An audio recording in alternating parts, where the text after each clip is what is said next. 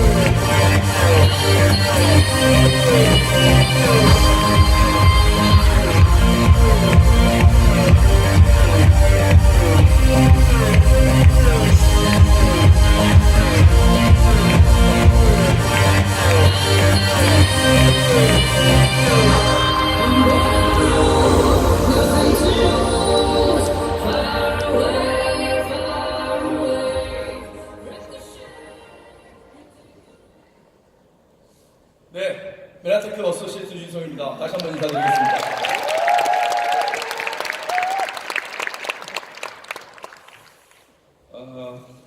어느 책에 이런 구절이 있더라고요. 지혜로운 사람과 지혜롭지 않은 사람을 구분하는 방법 중에 하나가 어떤 성공을 이루었을 때 자기 자신만의 힘으로 성공했다고 생각하는 사람이 있고 주변에 수많은 사람의 도움과 인연으로 성공했다고 생각하는 사람이 있다고 합니다. 저는 좀 지혜로운 사람이 좀 되고 싶습니다. 그리고 특히 메나테크 사업의 특징이 혼자의 힘으로 성공할 수 없는 사업이기 때문에 좀 이 자리를 빌어서 제가 좀 감사의 인사들을 좀 드리고자 합니다. 늘 형님같이 또 친누나같이 보살펴주신 우리 김용기 안은수 스폰서 사장님께 감사의 말씀 드리겠습니다. 해박한 건강 지식으로 사업의 단초를 열어주시고 힘을 실어주신 우리 배재현 사장님께 감사의 말씀 드리겠습니다. 더불어 늘 진실된 자존감이 뭔지를 알려주시면서 당당하게 사는 방법을 알려주신 우리 김자옥 같은 성격을 갖고 계신 우리 최정문 스폰서님께도 사람이 태어나서 성장을 할 때 어렸을 때는 부모가 육체적인 건강을 책임져 줍니다. 밥을 먹여주고 육체적인 안전을 책임져 주죠. 밥을 먹여주고 키워주고 재워주고.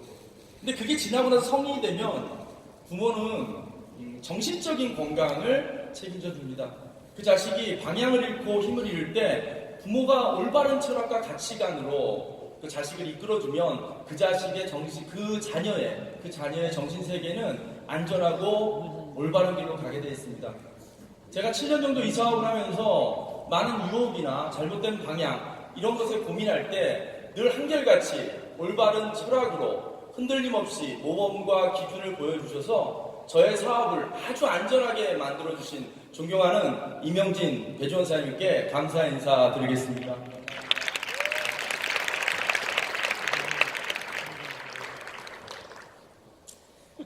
제가 다시 태어나도 또다시 태어나도 또다시 태어나도 우리 스폰서 사장님들 모시고 이 메나텍 사업 할 거고요. 그때도 저의 스폰서님들이 되셨으면 좋겠습니다.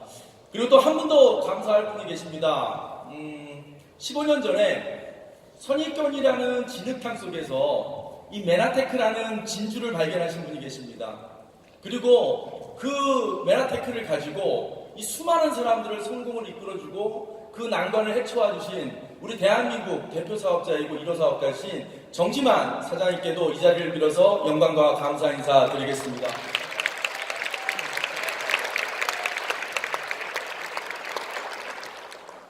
더불어 저보다 먼저 메나텍 사업을 시작하신 수많은 선배 사장님들이 많은 힘든 일을 헤치고 우리 메나테크가 여기까지 왔습니다.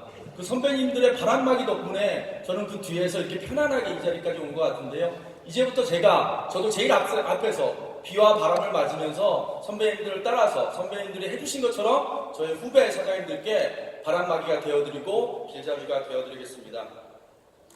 더불어 25년 전에 미국의 텍사스의 작은 마을에서 시작한 메나테크라는 회사가 정말 수많은 경쟁자들의 공격과 질투와 시기를 받고 정말 죽기 일보 직전까지 갔던 그 시점에 이 메나테크를 살려내고 지켜와 주신 우리 본사의 모든 임직원 여러분께도 다시 한번 감사의 말씀 드립니다.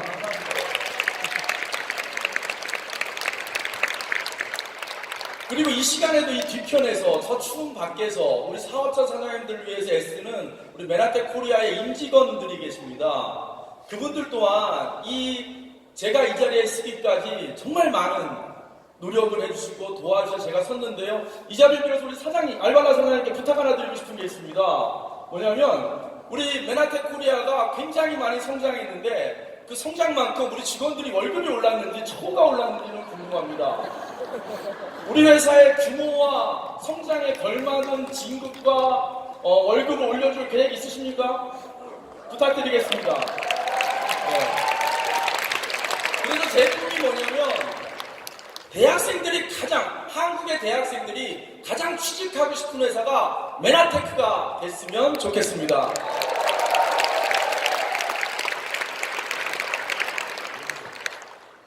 한 소년이 있었습니다. 그 소년은 2살 때 부모님이 파산하고 그 파산으로 이혼하는 바람에 2살 때부터 할머니 손에서 자랐습니다. 그리고 중학교에 들어가서는 학비가 없어서 중학교 1학년 때부터 고등학교 2학년 때까지 45년을 꼬박 새벽 4시에 일어나서 신문 배달을 합니다. 그러면서도 공부에 좀 재질이 있었는지 그래도 한국에서 우리 3대 대학교에 들어간다는 고려대학교, 우리 사회자님보다 제가 대학교 1년 선배입니다. 고려대학교 경영학과를 4년 장학생으로 들어갑니다. 그리고 ROTC 장교 생활을 하면서 군대 가서 월급을 받고 IMF 때 제대를 했지만 삼성그룹에 당당히 입사해서 1등 신입사원상도 받고 최우수 사원상도 받으면서 죽어라 일을 했습니다. 그래도 이 가난이란 족쇄를 벗어나지 못했습니다. 그래서 저 같은 그 가난의 족쇄를 우리 자식에게 물려주지 않기 위해서 과감히 10년 다니던 직장을 때려치고 나와서 10년 전에 마케팅 컨설팅을 하고 마케팅 강연을 하는 회사를 만듭니다. 다행히도 회사는 참 잘 돼서 회사 다닐 때보다 저의 법인, 저의 컴퍼니가 잘 돼서 제가 회사 다닐 때보다도 5배, 6배 수입을 올렸습니다. 그런데 문제는 몸에 병이 왔습니다. 그래서 쓰러지고 시간이 지나다 보니까 이것 또한 저를 가난에서 구할 수 없다라는 생각이 들었습니다. 그래서 그때부터 제가 새로운 사업의 아이템들을 찾아가기 시작합니다. 근데 어떤 사업들은 시설비를 내라고 하기도 합니다. 세상은 그렇게 호락호락하게 저에게 기회를 주지 않았습니다. 시설비를 투자하라고 하는 기회도 있었고 아니면 사업의 노하우를 알려줄 테니 가맹비를 내라고 하는 사업들도 있었습니다. 그런데 분석을 해보니 다 위험한 기회였습니다. 위험한 기회. 그런데 메나테크, 몸이 아파서 우연히 먹게 된 메나테크라는 회사를 사업적인 기회로 보니까 리스크는 없는데 리밋이 없는 로리스크, 로리밋인 사업이었습니다. 100% 성공한다고 장담을 할 수는 없지만 적어도 위험하지 않겠다는 확신이 들었기 때문에 이 사업을 한번 시작해봤습니다. 특히 시간에 제한이 없습니다. 여러분, 우리 세상을 살아가다 보면 시간에 제한이 있습니다. 언제까지 해라. 그걸 영어로 뭐라 그래요? 데드라인이라고 합니다. 그 시간의 제한. 근데 이 사업은 시간의 제약이 없습니다. 1년 만에 하는 사람, 2년 만에 하는 사람 다 기다려줍니다. 그래서 저는 결심했습니다. 10년 안에 PD만 된다면 해보겠다. 그래 내가 41살에 시작하니까 51살에 PD가 됐으면 좋겠다라고 사업을 시작합니다. 근데 10년은 고사하고 만 7년이 되기 전에 PD도 아니고 브론즈 PD도 아니고 실버 PD도 아니고 골드 PD를 넘어서 PPD가 됐습니다.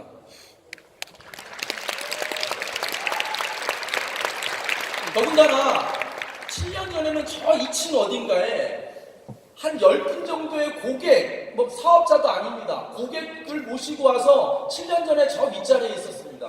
근데 지금 7년이 지난 이 자리에 실버 PD, 브론즈 PD, PD 사장님만 13분과 함께 제가 이 자리에 왔고요. 지금 이렇게 서 있습니다.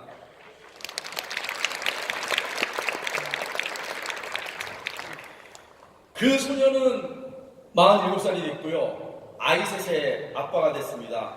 이제 메나텍을 만난 덕분에 세 자녀가 하고 싶고 배우고 싶은 건 무조건 해줄 수 있는 아빠가 됐습니다. 배우고 싶다. 그리고 아내에게도 여보 갖고 싶은 게 뭐야? 그럼 막 사줄 수 있는 남편이 됐습니다. 그래서 얼마 전에는 집을 하나 사달라고 그러더라고요.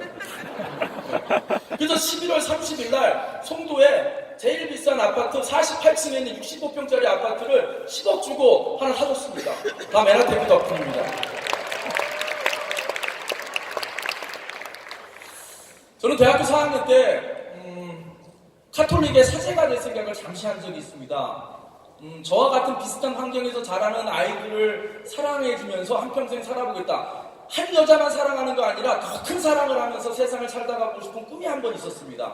근데 뭐 이루지 못했습니다. 그래서 제가 빨리 수입을 얻으면 은퇴를 해서 세상에 좀 도움이 되는 계획을 간절하게 갖고 있었습니다. 배고픈 사람들, 헐벗은 사람들을 위해서 먹고 사는 문제가 해결되면 그 일을 하고 싶었습니다.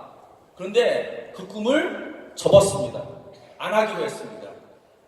왜냐하면 메나텍 사업을 계속하면 아픈 사람을 도울 수 있고 경제적인 문제를 처한 사람을 일으켜 세울 수 있고 누군가에게 꿈을 갖게 해줄 수 있기 때문에 굳이 어디 가서 봉사활동을 하지 않아도 메나텍 사업하는 것 자체만으로도 봉사가 되고 헌신이 된다는 걸 알게 됐습니다. 이제 메나테크는 저에게 직업이 아니라 사명이 됐습니다. 마지막으로 박수를 받는 사람, 칭송을 받는 사람은 그 값을 반드시 해야 된다고 생각을 합니다. 지금 여러분이 보내주신 박수, 칭송, 제가 생각하는 제 인생의 가장 큰 빚이라고, 부채라고 생각하면서 앞으로 살아가겠습니다. 그 빚을 차근차근 하나씩 갚아가도록 하겠습니다. 박수 한번 쳐주십니까? 네, 마지막입니다. 아까 감사 얘기를 할 때 한 분을 빼뜨려서 이 감사 말씀드리고 내려가도록 하겠습니다. 가난한 집 장남이고요. 비전도 없고 가난한 집 장남입니다. 그냥 목소리 하나 큰 거 믿고 저와 결혼해줘서 아이 셋을 낳아준 여성이 있습니다. 제가 부탁드린 제 아내 좀 잡아주실래요? 네, 저쪽 일어나고 있어요. 고개 잠깐 들어요. 끝날 때까지 계속 비춰주십시오. 저희 아내입니다. 좀 얼굴 좀 자세히 보여주세요. 예. 제가 감사한 이유는 저 아내가 메나테크 정보를 가져왔습니다. 그리고 아주 지혜롭게도 제가 거부감이 없도록 살금살금 물가로 데려가서 이 물을 먹게 만들어 저의 인생을 바꿔줬습니다. 가끔 제가 재미없는 남자인데요. 가끔 텔레비를 보면 멋진 남자가 멋진 여자에게 프로포즈하는 장면들이 가끔 나옵니다. 근데 사실 변변히 프로포즈 한번 해보지 않고 본인도 프로포즈 한번 받아보지 않고 덥석 결혼해줬다고 한평생 저를 괴롭히고 있습니다. 그래서 이렇게 자취상이 차려진 마당에 제가 이 자리를 빌어 그때 못했던 프로포즈를 하고자 합니다. 희정씨, 나랑 결혼해줘서 너무 감사하고 나의 비전을 믿어줘서 감사하고 다시 태어나도 당신과 결혼할 거고 앞으로 살아있는 동안 당신만을 위해 살겠습니다. 감사합니다! 네. 자, 이번에서 프로포즈까지 하셨네요. 예. 아주 좋은 자리입니다. 또 많은 분들이 가족이다 보니까 다 축하해 주시고 참 보기 좋습니다. 예. 자, 끈끈한 그런 자리가 이어지고 있습니다. 자, 모든 분들 다 내려가시고 한 분만 남으시면 되겠습니다. 랜드